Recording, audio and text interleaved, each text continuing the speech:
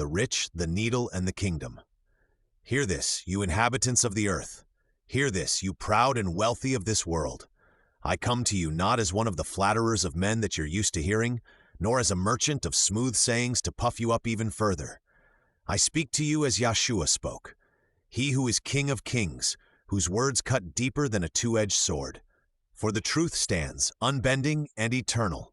It is hard for a rich man to enter into the kingdom of heaven. Hard, yes. So hard, in fact, that it is likened to a camel crawling through the eye of a sewing needle.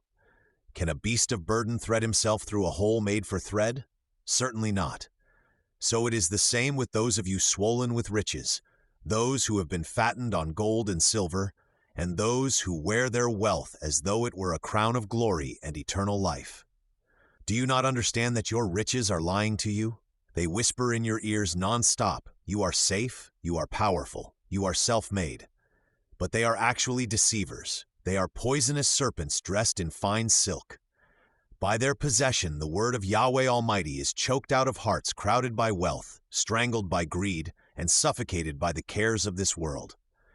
Therefore, when the root of the word dies out, the fruit of righteousness will never appear in your lives or in your hearts. Hear this. No human being can serve two masters. You can boast about your portfolios, your assets, your stocks, and your houses built upon the sand overlooking the ocean. But I tell you the truth. You are not masters of your wealth. Wealth is the master of you. You bow before Mammon, you kiss the golden ring on his hand, you tremble when his markets fall, and you rejoice when his numbers rise. Mammon is your god of choice, and you cannot serve him and serve the Almighty. Didn't the Holy Scriptures warn you clearly about this? It is written, when you have eaten and are full, when you dwell in your fine houses, when your heart is lifted up, you forget Yahweh your Father. But you have the nerve to say, it is by my power, it is by my hand. It was my brilliance that has gained me this wealth. Arrogance is the perfume that floods your banquet halls, and pride is the wine that fills your cups. You have forgotten the one who gives you breath to your nostrils and strength to your bones every single day.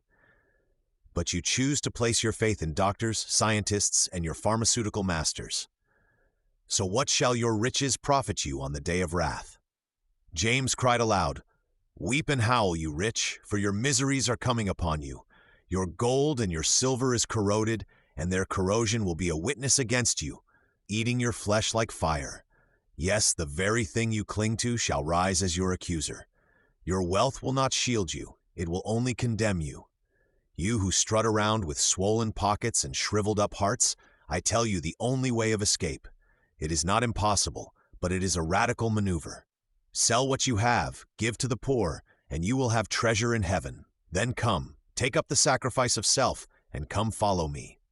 Those are the words of Yeshua Messiah. But how many of you still turn away sorrowful? For your possessions actually possess you. Do you not see? The kingdom is not purchased with the coins of this world, nor entered by signatures on lucrative contracts. The kingdom of heaven is entered only by surrender.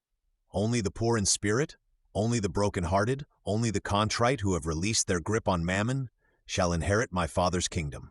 So I thunder forth this rebuke, just as Yeshua Messiah thundered it. Woe to you who are rich, for you have received your reward already. Woe to you who trust in your bank accounts, but not in Yahweh Almighty.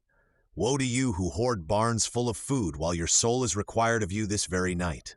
But blessed are you who break free of the chains of wealth and bow your knee to Yahweh Almighty. Blessed are you who use riches not with pride, but for righteousness' sake.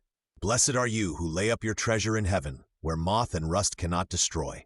For with mankind this salvation is impossible, but with Yahweh Almighty all things are possible, in Yahshua's name.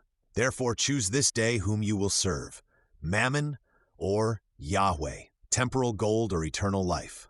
For the kingdom of Yahweh is not a marketplace where the wealthy can buy entry, it is a holy inheritance.